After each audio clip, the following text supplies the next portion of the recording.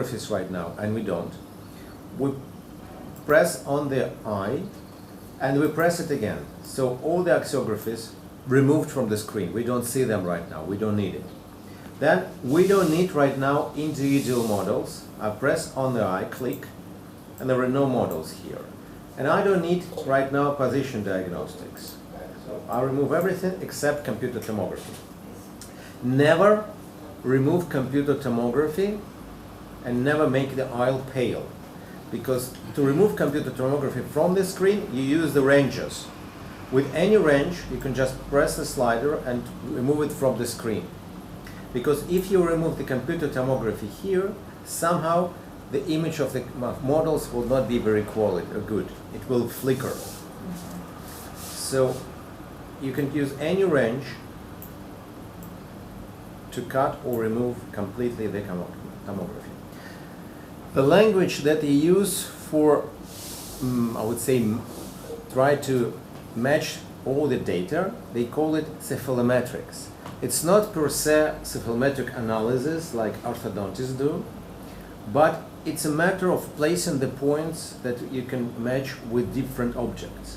So first I'm doing the basic cephalometric analysis, and you'll see why we need it. So in cephalometrics, you see, in computer tomography, we already know there are different modes to see the picture, different sliders to adjust how you see this picture, and different ranges, X, Y, Z, all the planes you're familiar with. And then there is a part called cephalometry. And we go right now to the base cephalometrics. And here you can just increase the size of the window. And here are points. You press the plus, and there are several points. Incisal, I don't place lower incisal, and I'll show you why. Prosthetic, we'll see what prosthetic means. Joint, and don't look at the lower tooth surface, it is not needed anymore. Lower jaw. So let's start step by step.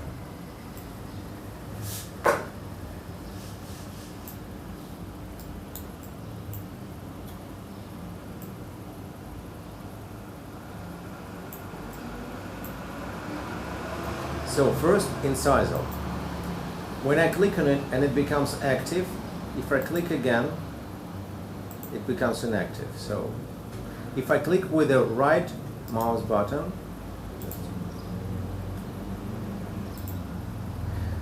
left mouse button, you see the point, the green dot, you see? Yeah. So I have to place it somewhere in the upper incisor. It's better to place it on the incisal edge, and it's better to place it closer to the midline. But it's not that it's certain rule. Sometimes you just place it where you see better. So how to place it? I click with the left mouse button, but I have to release the point. Otherwise it will keep on moving, and it means it will not be here where I place it. So I place it here, and I then press the right mouse button. You see, I released it. My slider is not holding the point, so the point is already on the tooth. But because we work with a 3D object, have a look from all the sides that you really place the point on the incisal edge, not on the noise, not on the scatter, because sometimes you place the point in one projection, you turn it, and it seems like it's in the air. You'll see it many times today. So it's better to check yourself. And also it's better to check if it's really point not inside the tooth. Because here maybe I was raising the CBCT too early, but it seems like to place it in an incisal edge of the tooth 1-1, closer to the contact point. Okay, the next point is prosthetic on the right side. And prosthetic on the right side, we can choose either the first molar or second molar, it doesn't matter. What matters is that we have to see it. So here I see better right now the first molar, the hanging this distal buccal cusp. So I place it on a distal buccal cusp, and I check from all the sides that it's not in the air. Okay. So the next point we see here, a good point. So prosthetic left mouse button. I see the point here. You agree with me? Should I place it? And right mouse button, left mouse button, I place it. Right mouse button, I release it. So it means it is placed. Yeah, more or less okay. Then the next is, it's not necessary, but I like to do it, is to place condyles. In the apex of the condyles. How to do that? There is Z range here. If you go from the right side of that range, you can cut part of the view and you can have a look. Here is a condyle.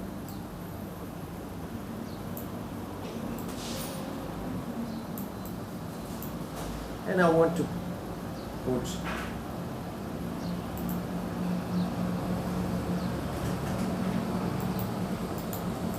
so why this point is good?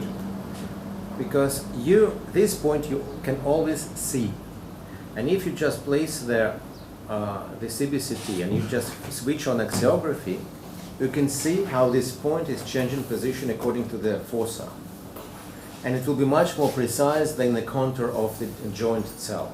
So you can see really where the joint is going during all the movements. So this is the first point I put. Then the next point will be on the left side. It's prosthetic again. Huh? Prosthetic again. Oh, wait. What I did? Yes, sorry. So if I make mistake, I press again. Was this point,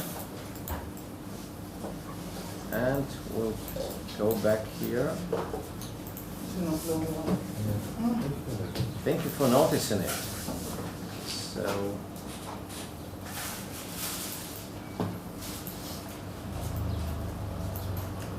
joint.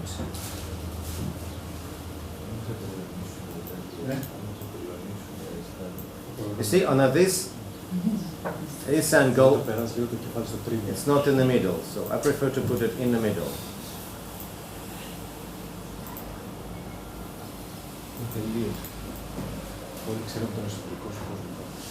And here you see, I think it's still in the air. So I press again. Yeah, right now it's more or less okay. And the last point to place here is lower jaw. The lower jaw you have to place anywhere on the body, on the corpus of the mandible, below the teeth, below the root apexes. Like I place it here. Okay, so we did the basic cephalometrics. What we're doing next, I'm closing the range, so I'm closing the appearance. I'm switching on individual models. I'm going to individual models. I don't need the lower jaw right now, and I don't need the models to be transparent. And there is a line with tomography.